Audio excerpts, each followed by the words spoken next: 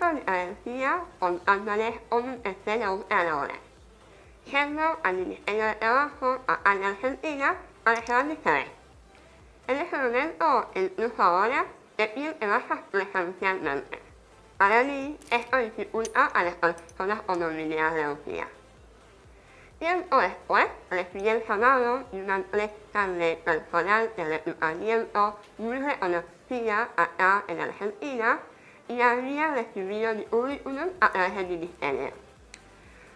Para pedirme que participe en un taller, en el cual nos iban a enseñar cómo era el proceso de selección y también a bajar las ansiedades lógicas.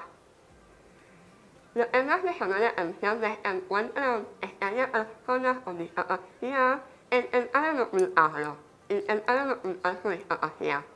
En mi enseñanza, en mi formación, siempre el lema fue mejorar la calidad de vida y aceptar, buscar alternativas para salir adelante. Aunque hubo días de crisis. Recuerdo que en una oportunidad mis papás me dijeron: la opción es ir a vivir al Medio Oriente, poner un velo y de esta manera ocultamos el problema.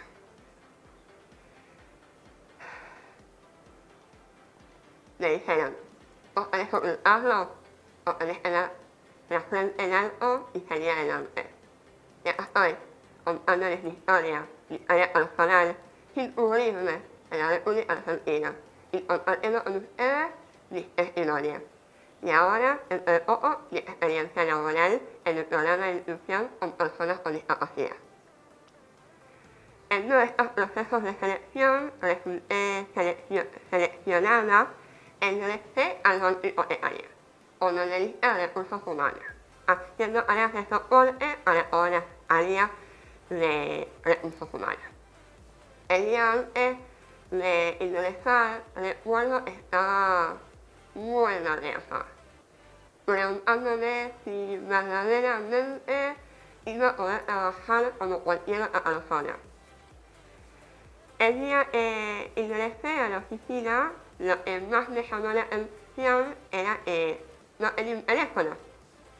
Yo les pregunté cuál era el motivo y me contestaron que como yo tenía una problemática en la comunicación, consideraron que era lo mejor tener una gestión vía mail. Para mí fue extraño, porque hago mucho esfuerzo en exagerar la modulación cuando hablo por teléfono. Lo cierto es que cuando uno tiene cierto grado de discapacidad, intenta adaptarse al medio y buscar puntos de anclaje para conectarse con la otra persona.